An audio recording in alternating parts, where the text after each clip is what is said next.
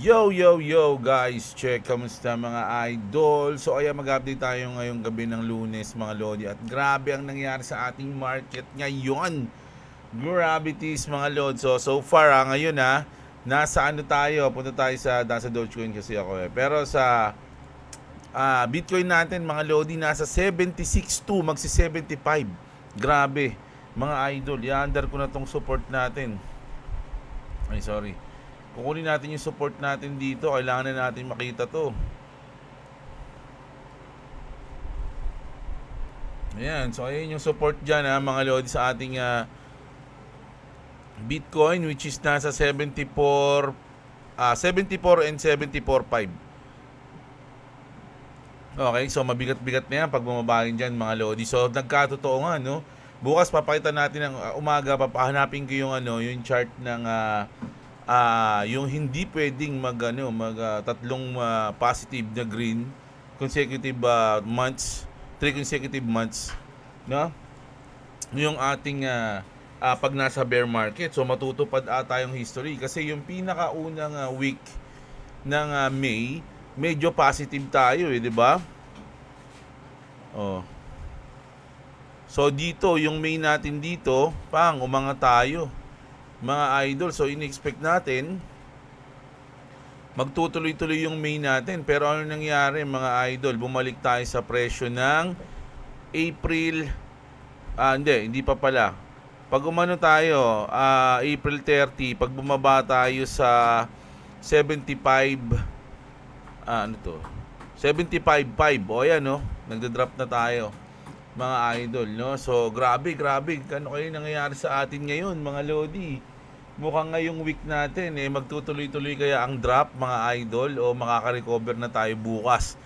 So hindi natin alam. Nako, aabangan natin yan mga idol. So check muna natin yung mga news mga lodi. Pero bago ang lahat, sana alam nyo na palike ng ating video, lalo na ngayong umpisa pa lang ng ating video. Tapos nagla-like na kayo mga idol. Napakalaking tulong din sa channel, lalo na sa video na to. Okay? So let's go. Punta na muna tayo dito mga idol. Ito ata, nako.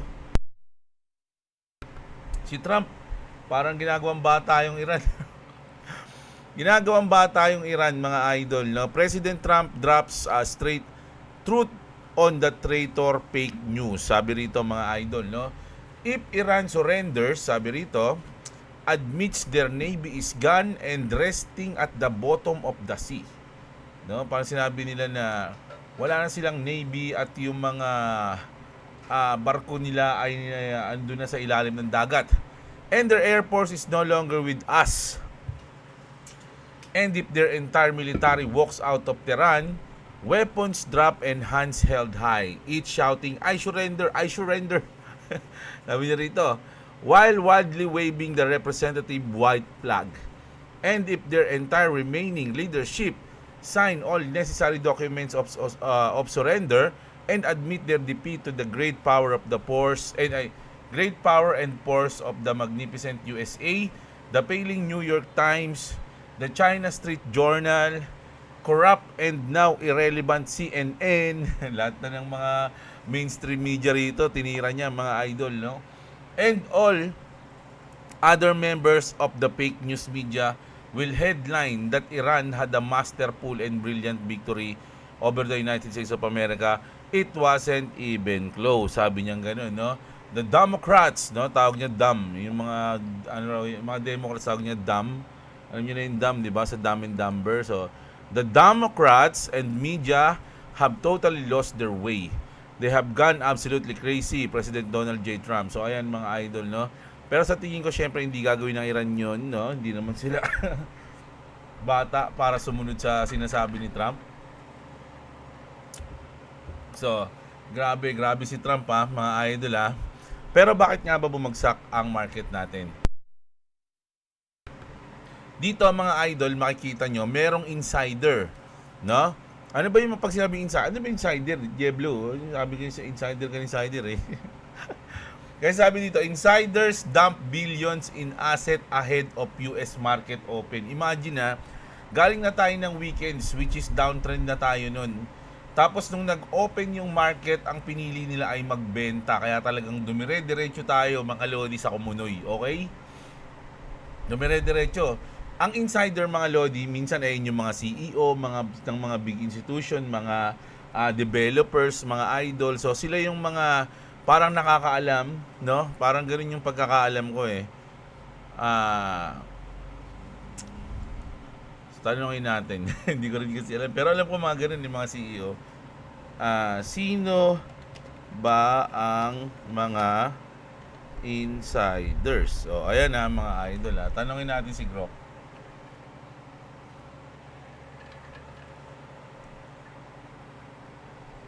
Ang laki ng epekto kasi ng ginawa nila. Nagdump sila ng billion.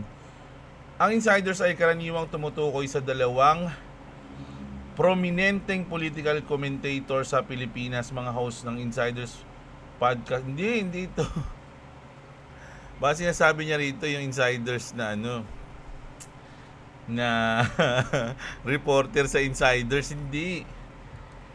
Andali. Insider sa crypto trading.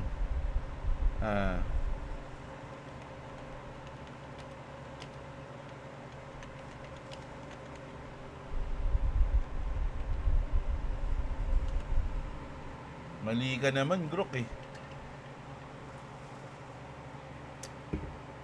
Di ba? Tingnan nyo, billions. O, nakita natin dito yung mga dinump nila. Sobrang lalaki at umabot ng billions. Okay? Ayan. O nga, sabi dito, ang pinost niya is yung sell, pero yung insiders buy, hindi niya pinost. The market is red, sabi dito. Insiders sa crypto trading ay mga taong may access sa hindi papubliko na impormasyon tungkol sa isang cryptocurrency o project. Ginagamit nila ito para mag-trade ng maaga at kumita ng malaki, katulad ng insiders trading sa stocks. Pero wild sa crypto dahil kulang pa sa regulasyon. Sino ang mga typical na insiders sa crypto? Founders, team members, early investors, exchange insiders, mga empleyado sa Binance, Coinbase, etc. at mga upcoming listing o delisting. Ventures capitalists na namumuhunan bago mag-launch, may access ganyan. Advisors, lawyers, marketers, mga consultant na involved sa project. Whale, large holders, minsan kasama yung mga leak o tip mula sa loob. Family friends, no, ng mga nasa loob, no, kahit hindi direkta sa project, basta binigyan ng info. Halimbawa ng insiders, pre-listing buys, bumili bago i-list, malaking exchange. So ayan na nga, no, may mga ganun nga mga lodi, no, founder, CEO, mga ganyan, sila yung mga insiders, mga idol. Pero sabi rito, 95 billion wipe out from Japan's stock market as bond yield hits record high. Grabe, mga lodi, pulang-pula sa Japan at sa US. Okay? So kung tayo malungkot ngayon, mas maraming mas malulungkot sa atin na mas malaki ang paper lost, okay, o talo, mga lodi, o ang nasunog sa kanila. Isa ba kayo sa mga na-liquidate o kasama ba kayo sa statistics? Sabi nga, mga idol, sino ba yung mga malulupit, mga lodi, na insiders? Ayan na.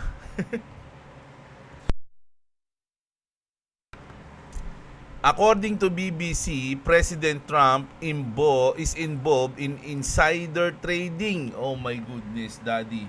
Anong ginagawa mo sa amin?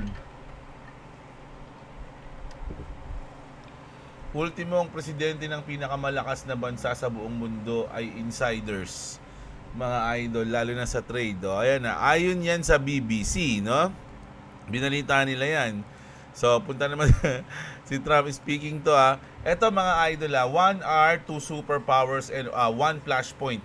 Sabi ng US, sanction if China invades Taiwan. Parang nagbantayan yung US na pag in-invade nyo yung Taiwan, malaki, isa-sanction namin kayo. Pagdating ng 8 PM, Taiwan has never been a country, never will. Ginanon yan mga lodi. Kasi talagang part daw ng talagang China yan. So kukunin talaga ng China yan. Mga lodi, ganun yung sinasabi rito. Brutal, direct, within 60 minutes. Ayan ha.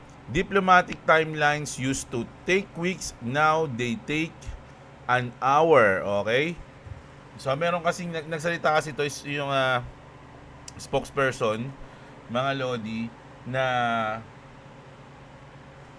talagang balak talaga nila yung kunin yun, Taiwan, mga Lodi.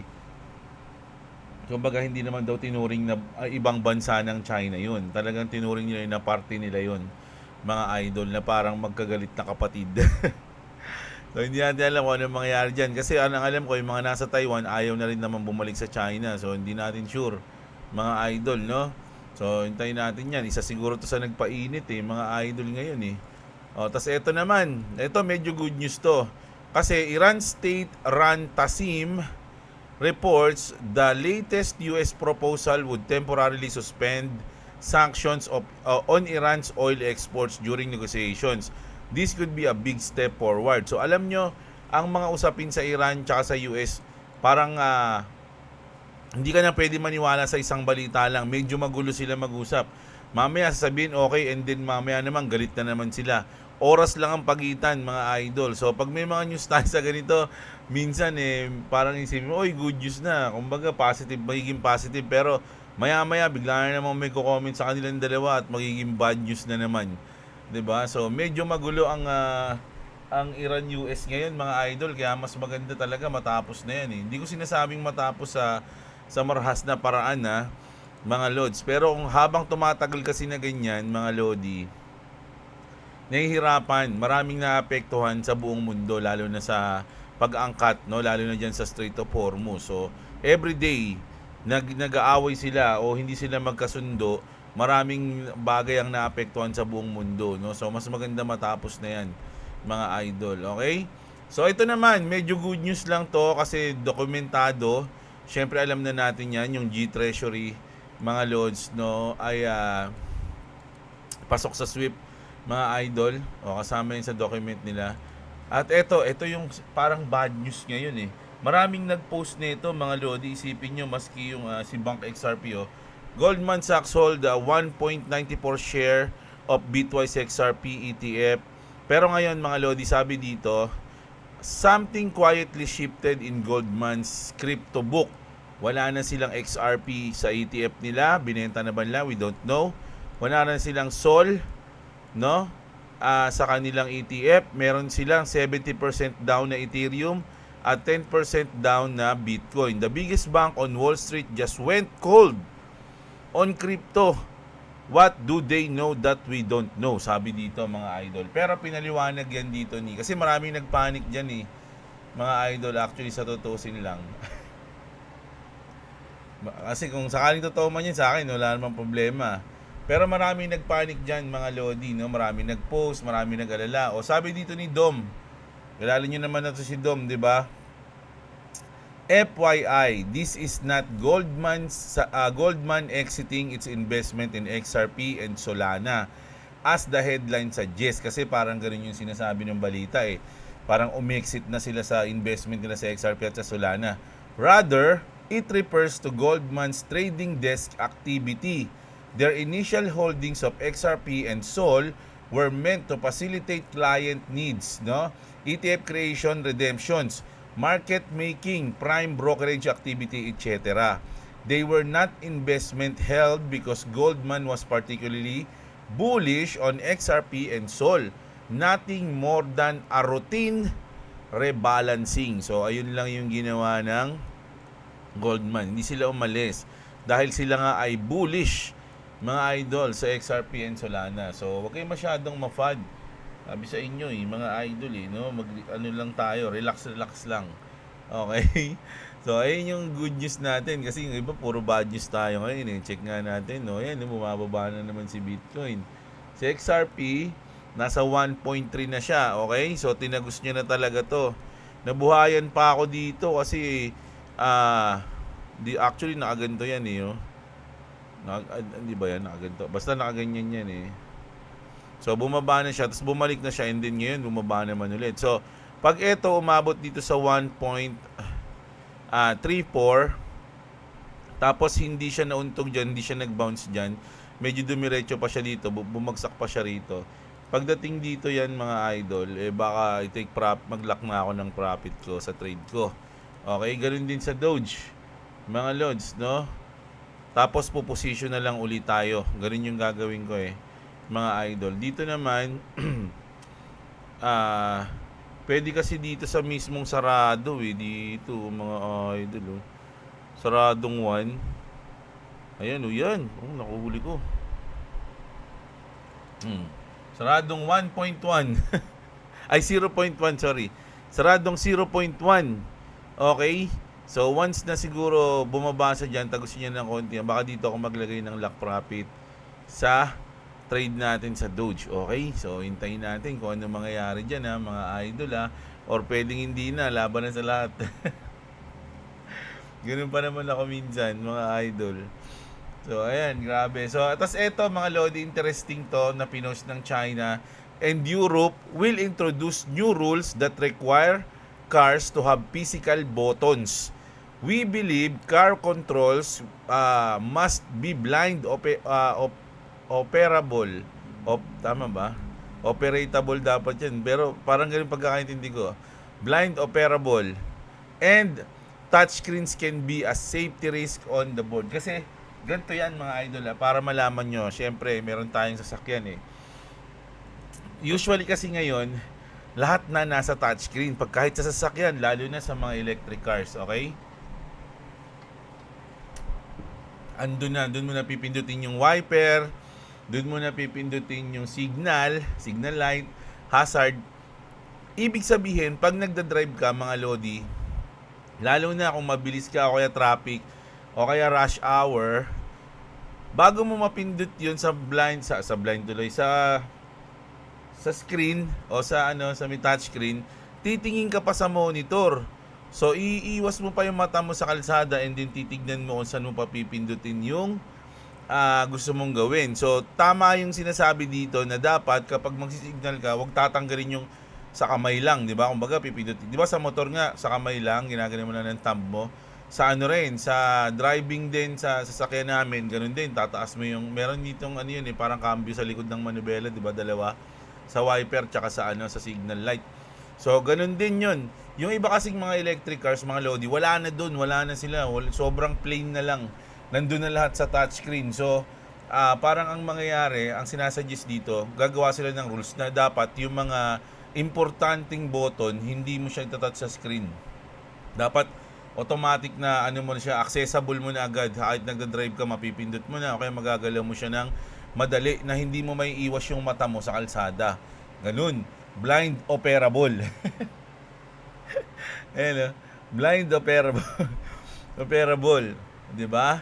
Ganun mga lodi. So maganda yung sinasabi nila dito, mga idol. Pinaliwanag ko lang ng konti. And then, eto, grabe to mga lods. Pwede bang ako din? Alam, pwedeng maging buhay ang kapalit mga idol Yung CEO, kilala niyo na to, si Sam Altman, laging kaaway ni Elon Musk to OpenAI CEO Sam Altman apparently signed up. So nag-sign up na siya to digitize his brain. Grabe yun mga idol. To digitize his brain. The procedure will likely kill him, but he says it's an acceptable trade for digital immortality. Grabe yun mga lods, i-digitize niya yung kanyang utak. Mga lodi, So, eksperimento yan, mga idol. At sa tingin ko, pag nagtagumpay to, ako nga gusto ko Sila lamang maraming mga mayayaman ang magta-try niyan. Maski si Elon Musk nakaaway niya, baka gawin din niya. Digital immortality, mga idol. Di ba? Sinong ayaw niyan? Pero yung sinabi rito sa balita nito mga idol. Explain to nga natin na malalim sa Tagalog. Mukhang interesting yung news na to ayon sa post tungkol sa isang lumang balita na pala to, 2018 pa pala to. But pinost to ng Coinbo ng ngayon, may din. Pero basahin natin. Si Sam Altman ay nagbayad ng $10,000 or nasa 600,000 pesos siguro to. Bilang deposit lang pala yon para sumali sa waitlist ng isang kumpanya na tinatawag na Nectome o Nectome. Hindi ko alam na. Pero list na pala sila, nakalista na sila. Kumbaga nagbayad sila ng 10,000 para malista pa lang. O di ba grabe yun ah. Kumbaga down payment pa lang yun. Ano ang ginagawa ng Nectome o Nectome? Sila ay nag-aalok ng serbisyo na i-preserve ang utak ng tao sa sobrang detalyadong paraan hanggang microscopic level. Ang layunin ay para sa hinaharap.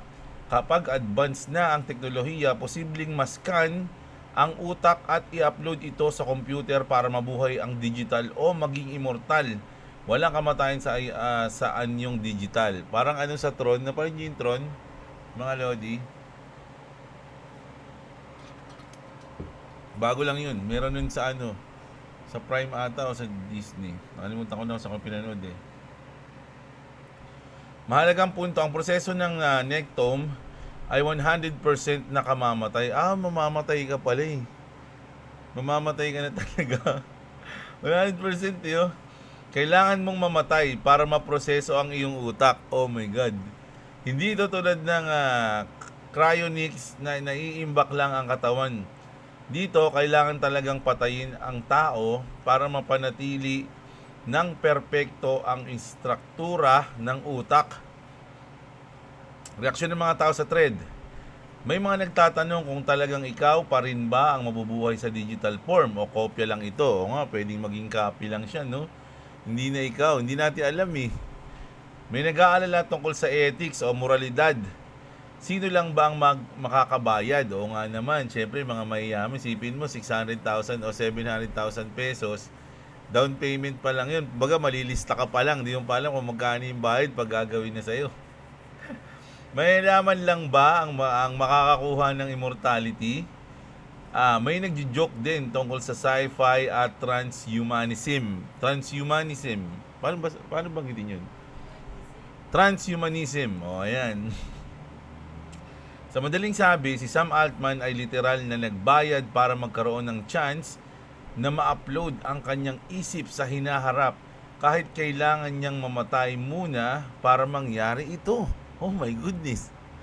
Ito ay isa sa mga kontrobersyal na idea sa mundo ng AI at future tech, no? So grabe 'yun, mga Lodi. Kung ikaw, sige, sabihin na natin gagawin kang testing, payag ka. Payag ka? Pagka ganun, ikaw yung magiging alpha doon, no? Ikaw yung unang-una. Okay? Tapos kakausapin ka nila, ganito ganyan, no? Makakalibot ka na sa digital, sa kung saan ka mapupunta. Pero grabe siguro yun, mga idol, no? Parang sa Tron nga, panoorin nyo yung Tron. Ganun yun, basta ganun eh. Ang hirap i-explain, mga idol. Ayun. Ayun yung news natin. Pero mga idol syempre, alam ko naman, naghahanap kayo ng mga parang mga good news ngayon kasi syempre, nakita nyo naman na medyo drop tayo. Alam ko naman na malungkot kayo, mga idol. Which is, for me, normal lang na nangyayari to sa atin, lalo na sa mundo ng crypto. Yung iba, nalulungkot, pero yung iba, katulad ko, masaya naman tayo sa mga ganito kasi makapagbudega pa tayo, okay? Pero, syempre yung iba naghahanap ng good news, gustong ganito, ganyan.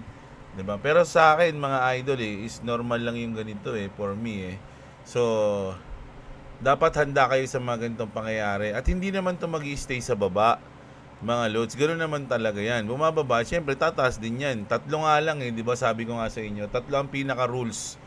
No, yung unwritten rules pag nagki-crypto ka. Unang-una, kahit gaano kababa yan, mga lodi, ka-down yan, yung market, tataas yan, magbabounce yan, pataas. At pangalawang rules, kahit gaano nakataas yan, nasa euphoria na, lumilipad na. At kapag sobrang taas na siya, mga lodi, marami pang nag-iisip na tataas pa yan, humabol pa tayo, tataas pa yan. Pero kahit gaano pa kataas yan, mga idol, babagsak yan, mga lodi. Yun yung pangalawang rules. Kahit gaano kalalim, magbabounce yan pataas.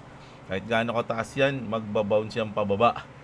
Okay, ano yung pangatlong rules mga idol? Ayun yung hindi mo kayang timingan, no? Kung saan ang bottom at ang top niyan, mga lodi. Ayun yun. Tanggapin mo na agad na hindi mo yung kayang timingan. So, kaya nga tayo merong DCA na tinatawag, DCA paalis at DCA papasok. Okay, dollar cost average yun ha, pero sa atin PCA, kung peso ginagamit mo, no? So ayun, ayun yung ating news ngayong gabi, mga idol, no? So meron kasing may nag-comment sa atin, bakit puro ka naman Amerika binabalita mo eh, sabi sa akin. Alam niyo mga lodi, bakit ba natin binabalita yung mga news sa US? Kasi ang pinakamalaking porsyento ng nagki-crypto mga idol is nasa US, and yung mga company na nakaka-apekto sa crypto natin is nasa US mga lodi. Kahit yung galaw o kung ano man ang desisyon sa US nakaka-apekto sa market natin yan.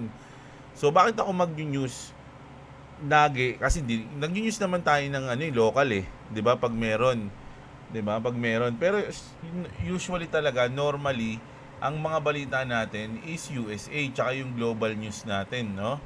Nangyari sa Iran, sa China, kung ano man yung nangyari sa mga malalaking bansa na may chance na makaapekto sa market, ayun yung binabalita natin, di ba?